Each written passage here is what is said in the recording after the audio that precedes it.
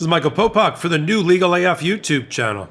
While people are dying in the streets from gun violence because of this United States Supreme Court right wing and their refusal to properly regulate and allow regulation of the right to bear arms under the Second Amendment, while that's going on, you know what the United States Supreme Court did this week during their oral argument? The right, at least.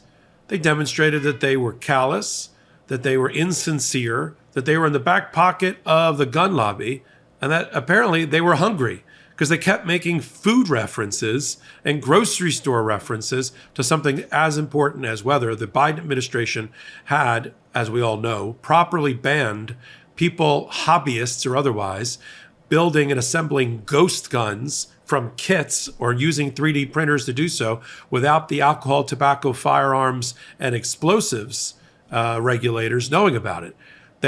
To hear the gun lobby tell it and the hobbyists tell it, we just want to build from a kit a gun that the government doesn't know about. Does that scare the crap out of you? Well, it should.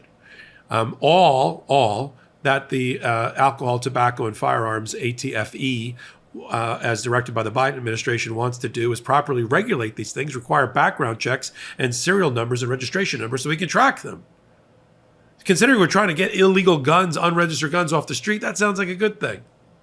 And the Gun Control Act that Congress passed back in the 1960s should allow a department, an administrative agency to do just that. Now, this Supreme Court, as we know, doesn't like administrative regulations. In fact, it overturned a 50-year precedent. Does that sound familiar? That's all. Now, overturned a 50-year precedent which gave deference to administrative agencies in the area of their expertise. Instead, it said a federal judge needs to do that. Even a federal judge who barely passed, cut science to go take another phys ed class, they can't defer any longer to the expertise of the experts. Sounds crazy, I know. But that's our right-wing Supreme Court for you. And it's all coming together with this new oral argument. The new oral argument, which I listened to, let me give you the short answer. I believe that as a ruse to make it look like they're not in the back pocket of the gun lobby, the right wing of the Supreme Court is going to join together with the liberal wing, and they're going to find that the ban by the Biden administration on unregulated, no background check, no serial number guns by hobbyists and kits and 3D printers is appropriate. And it doesn't violate Congress nor the Second Amendment. Having said that, how we got there is another story. And the sausage making was disgusting and on display. First of all, I love when the United States Supreme Court and the right wing try to use ridiculous examples which just show how out of touch they are and how callous they are and cavalier they are about an important issue like gun control. Alito, for instance, this is the section of my hot take about the Supreme Court being hungry today. Must have been the argument before lunch. Alito says to the Solicitor General, well, I don't know, this is a kit, right? You got to build it. Well, at what point do we regulate, do we put a serial number or registration number on it and require background checks? Do we do it now? How about when this piece is together with that piece? How about when the last screw is put in? When do we do it? I have an answer for that, by the way. Regulate the plans that are being used to 3D print, put a serial number on them, and anything that they create is automatically linked to that serial number, requiring a background check. You don't get to build a gun. If you want to build a replica of a musket that doesn't fire, doesn't have a hammer, doesn't have explosives in it, and can't be used that way, all right.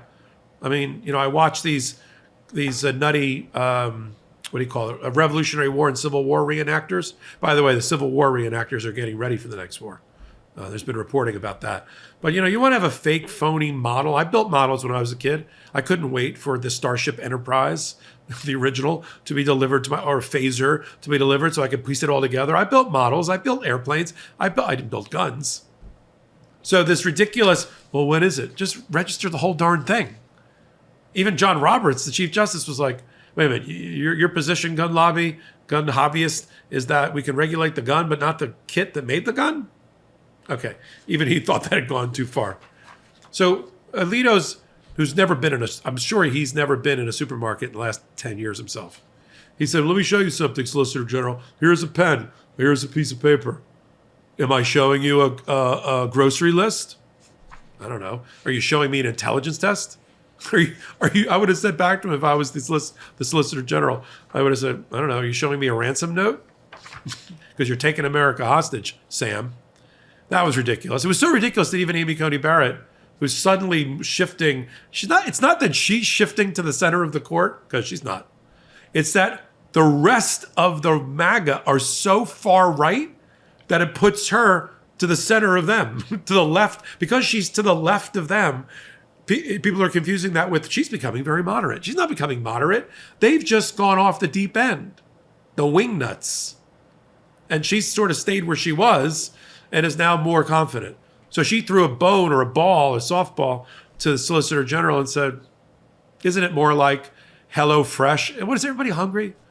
Isn't it like a HelloFresh meal kit? When you get all the ingredients, you put it together, but you know what's in the box. You know, Taco Tuesday beef tacos is in the box, right? Because you see the ingredient list and it's all pre-portioned and pre-planned. I was like, is the Supreme Court, do they have like sponsors like Legal AF does? Like Green Chef? I mean, what's going on there? So the only one that seemed to kind of dig in and think his position was reasonable was Brett Kavanaugh. Well, of course he does. He's under assault right now, no pun intended, again, because of the new New York Times reporting and other reporting that shows that Donald Trump, I think it was Washington Post, that Donald Trump put the kibosh on a real investigation and a vetting of the character and the prior sexual misconduct of Brett Kavanaugh. That surprise you that Donald Trump, who's a sex offender, convicted, and adjudged himself, would not allow the FBI to do their job and get to the bottom of 4,500 tips to a tip line about Brett Kavanaugh? They had one person from every walk of life from Kavanaugh prepared to testify against him under oath. Somebody from Yale Law School, somebody from his college, and somebody from his high school. Same thing, got drunk, jumped on top of a woman, and abused her. So that's in the news again this week. So let's just say Kavanaugh had a little bit of a bee in his bonnet, as my partner, Karen Freeman McNiffalo, likes to say. And then, on top of that, he's in the back pocket of the gun lobby. The gun lobby gave $1.2 million to make sure that Brett Kavanaugh was confirmed. Why do you think that is? Because they like the way he looks in a black robe? They gave $1 million to make sure Gorsuch got on the court. I wonder why. And now every time since has been a ruling, except for a couple of makeups like this one, where the Supreme Court has ruled in favor of more guns, and more guns, and less control than any other Supreme Court in history. That's what we're watching. So don't be fooled by the conversations about how hungry everybody was and grocery lists and how you make a kit. At one point, the Solicitor General said, yeah, I don't want to, getting into the mechanics of how you put together this kind of gun. Like, I can barely build furniture from Ikea. I'm like, look, can everybody get some decorum and gravitas here? We're talking about the death and carnage, right? We're talking about thousands of people every year shot and or killed in mass shootings in this country. We're talking about tens of thousands of people who died at the hand of a gun. 80% of murders committed with a gun. While we have an occasional stabbing, every school, it's a school shooting that happens, right? So here's the takeaway from the oral argument. They're gonna do a make good, and they're gonna make it look like they're reasonable. And they have 5 votes from what I can see from the oral argument to support the Biden-Harris ban on unlicensed, unregistered, no background check ghost guns. And it's going to end up being, Sotomayor, Kagan, and Ketanji Brown Jackson, Amy Coney Barrett siding with them again, and Roberts. It's the same group, by the way, who had already allowed in 2023 the ban to go into effect on a temporary restraining order or injunction. They haven't changed their position. That includes Roberts. He's the thumb here. And he'll probably assign the position, I don't know to who. He might assign it to Amy Coney Barrett to write the opinion. Now, whether Gorsuch, who seems to have been struggling during the oral argument with his original position, and the more he's talked out loud, the less secure he seemed, he could come over to a 6-3.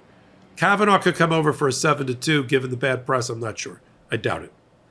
But Alito and Thomas, they've never met a gun regulation yet that they can get behind, except for one in the last 2 terms. The one where a person who committed domestic violence against his spouse or his girlfriend and beat her up and fired off guns at multiple either robberies or road rage events. They said, yeah, maybe if you're the subject of a restraining order or domestic violence restraining order, maybe you shouldn't have a gun. But these are just the ones they do to make it look like they've got your interest at heart when they really don't. And I want to call it out right here. On Legal AF, MTN, the new YouTube channel. You knew that. You're already here. Stay here. We got all the Legal AF stuff here now. We've got, you like the hot takes that I've been doing? I got about 1,700 of them for the last 2 years. They're here. You like Mistrial and Mistrial After Dark? It's here. You like the podcast Legal AF? It's here. We have playlists dedicated to court accountability, a new group for us, collaborating with us, pro-democracy, showing everybody and teaching us more about corruption in the federal judiciary system, all the way up to the United States Supreme Court and what we can do about it in a call to action. Right here on Legal AF MTN. And so until my next contribution, this is Michael Popok, and I am reporting. In collaboration with the Midas Touch Network, we just launched the Legal AF YouTube channel. Help us build this pro-democracy channel where I'll be curating the top stories at the intersection of law and politics. Go to YouTube now and free subscribe at Legal AF MTN. That's at Legal AF MTN.